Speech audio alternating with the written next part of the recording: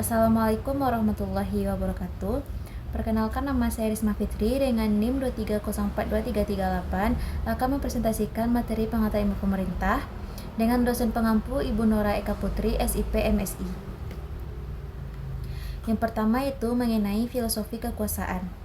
Filosofi kekuasaan adalah studi tentang sifat, asal-usul, dan implikasi kekuasaan dalam berbagai konteks sosial, politik, dan filosofis. Banyak filosof terkenal seperti Plato, Aristoteles, Machiavelli, dan Foucault telah mengembangkan pemikiran tentang kekuasaan.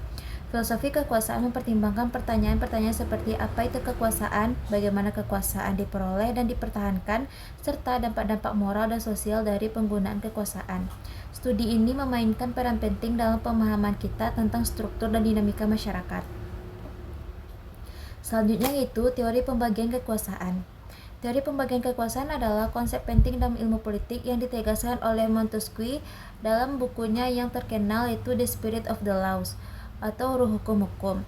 Teori ini mengusulkan bahwa kekuasaan pemerintahan seharusnya dibagi menjadi 3 cabang yang independen, yaitu eksekutif, legislatif, dan yudikatif, untuk mencegah penyalahgunaan kekuasaan oleh satu pihak. Ini adalah prinsip utama dalam sistem pemerintahan demokratis dan menjadi dasar konstitusi banyak negara. Berikut penjelasan singkat tentang masing-masing cabang kekuasaan. Yang pertama yaitu kekuasaan eksekutif atau cabang eksekutif bertanggung jawab atas pelaksanaan hukum, menjalankan kebijakan pemerintah, dan melindungi keamanan nasional. Ini biasanya diwakili oleh kepala negara atau seperti presiden atau raja dan kepala pemerintahan seperti perdana menteri. Kedua yaitu kekuasaan legislatif. Cabang legislatif bertanggung jawab atas pembuatan undang-undang. Ini adalah badan yang membuat, mengubah, dan mencabut undang-undang di banyak negara. Cabang ini adalah parlemen atau kongres yang terdiri dari perwakilan rakyat. Yang ketiga yaitu kekuasaan yudikatif. Cabang yudikatif bertanggung jawab atas penafsiran dan penerapan hukum. Ini mencakup sistem pengadilan yang independen yang menilai apakah tindakan pemerintah dan undang-undang sesuai dengan konstitusi dan hukum. Selanjutnya itu mengenai kewenangan dan legitimasi. Kewenangan dan legitimasi adalah dua konsep penting dalam konteks pemerintahan dan kebijakan. Mereka membantu menjelaskan bagaimana kekuasaan diperoleh, dijalankan, dan diterima oleh masyarakat. Berikut adalah penjelasan singkat mengenai kewenangan dan legitimasi. Pertama, kewenangan. Kewenangan mengacu pada hak atau izin yang dimiliki oleh individu dan entitas untuk mengambil keputusan atau bertindak dalam suatu wilayah tertentu. Kewenangan bisa diberikan melalui undang-undang, konstitusi, atau hukum tertentu. Misalnya, seorang presiden memiliki kewenangan untuk menjalankan pemerintahan berdasarkan konstitusi negara. Kedua yaitu legitimasi. Legitimasi adalah konsep yang berkaitan dengan apakah suatu tindakan atau pemerintahan dianggap sah, adil, dan diterima oleh masyarakat. Pemerintah atau tindakan yang dianggap sah oleh masyarakat memiliki legitimasi yang kuat.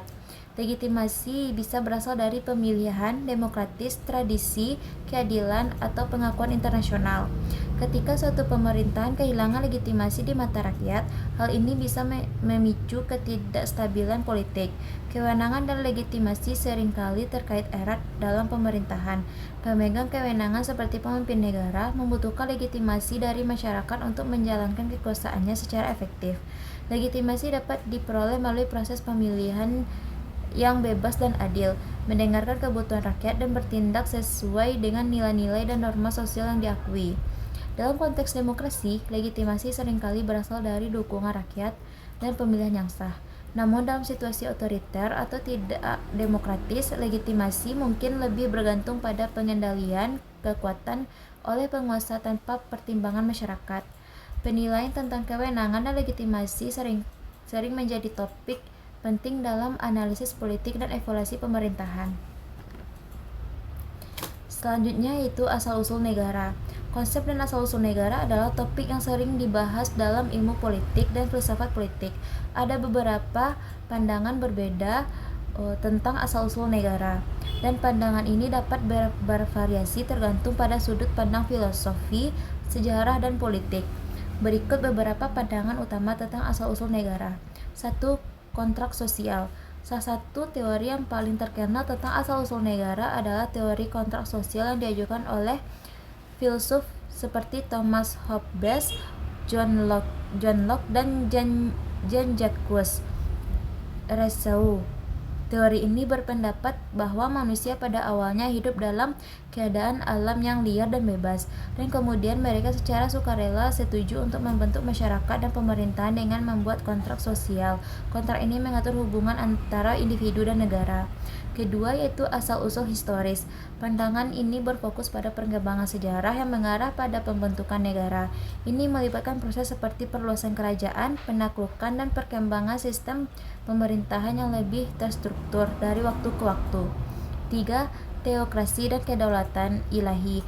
Beberapa negara awal dalam sejarah manusia adalah teokrasi, yang berarti bahwa kekuasaan pemerintahan dilihat berasal dari otoritas ilahi atau agama. Pemimpin negara dalam teokrasi sering dianggap sebagai wakil dari dewa atau entitas ilahi.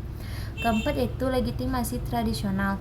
Di beberapa masyarakat tradisional, negara dan pemerintahan dilihat sebagai bagian integral dari warisan budaya dan struktur sosial yang ada. Pimpinan dianggap memiliki legitimasi karena turun-temurun atau berdasarkan tradisi tertentu. Yang kelima yaitu penaklukan dan imperialisme. Di beberapa kasus, negara-negara dapat terbentuk melalui penaklukan atau ekspansi ke wilayah-wilayah baru oleh kekuatan militer atau imperialisme. Negara ini seringkali dipaksakan oleh masyarakat yang ada. Selanjutnya yaitu teori kedaulatan negara. Teori kedaulatan negara adalah konsep yang penting dalam ilmu politik yang membahas hak dan kekuasaan mutlak suatu negara dalam mengatur urusan dalam wilayahnya sendiri. Teori ini telah berkembang selama beberapa abad dan menjadi dasar bagi pemahaman tentang pemerintahan dan hubungan internasional. Beberapa teori dan konsep terkait dengan kedaulatan negara adalah sebagai berikut. 1. Kedaulatan mutlak. Teori ini menyatakan bahwa satu negara memiliki hak dan kekuasaan mutlak dalam wilayahnya, yang berarti bahwa tidak ada otoritas eksternal yang memiliki hak untuk campur tangan dalam urusan dalam negara tersebut. Kedaulatan mutlak berarti negara memiliki kontrak penuh atas wilayah, rakyat, dan kebijakan internalnya. Kedua yaitu kedaulatan terbatas. Kedaulatan negara dapat dibatasi oleh perjanjian internasional, konvensi, dan ketergantungan ekonomi. Negara-negara seringkali sepakat untuk membatasi kedaulatan mereka dalam beberapa bidang demi kepentingan bersama, seperti perdamaian, perdagangan internasional, atau hak asasi manusia. Ketiga yaitu kedaulatan hukum. Ini adalah konsep yang menekankan bahwa kedaulatan negara harus dijalankan dalam kerangka hukum. Artinya, negara tidak boleh bertindak sewenang-wenang, tetapi harus tunduk pada prinsip-prinsip hukum internasional dan hukum nasional. Keempat yaitu kedaulatan populer.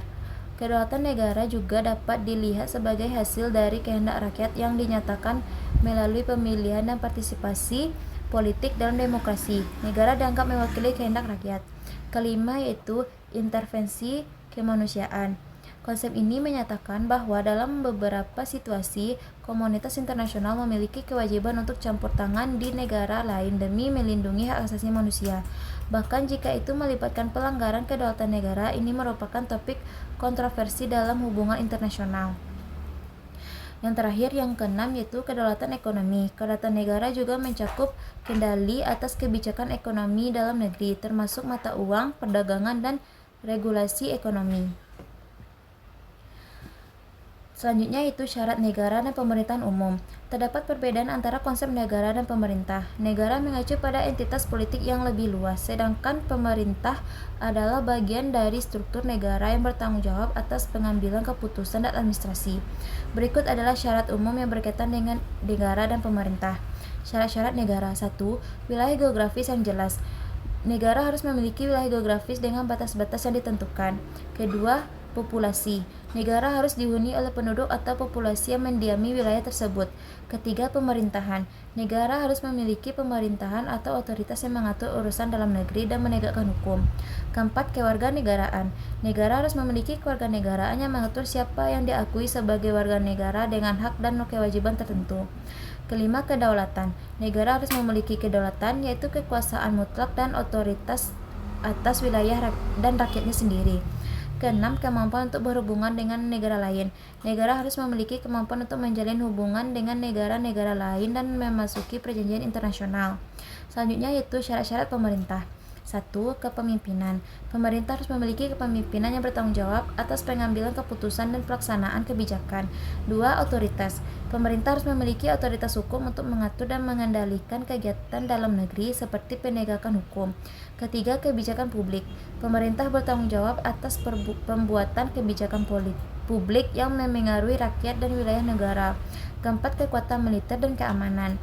Pemerintah sering memiliki kekuatan militer dan lembaga penegak hukum untuk menjaga keamanan dalam negeri dan melindungi negara dari ancaman eksternal.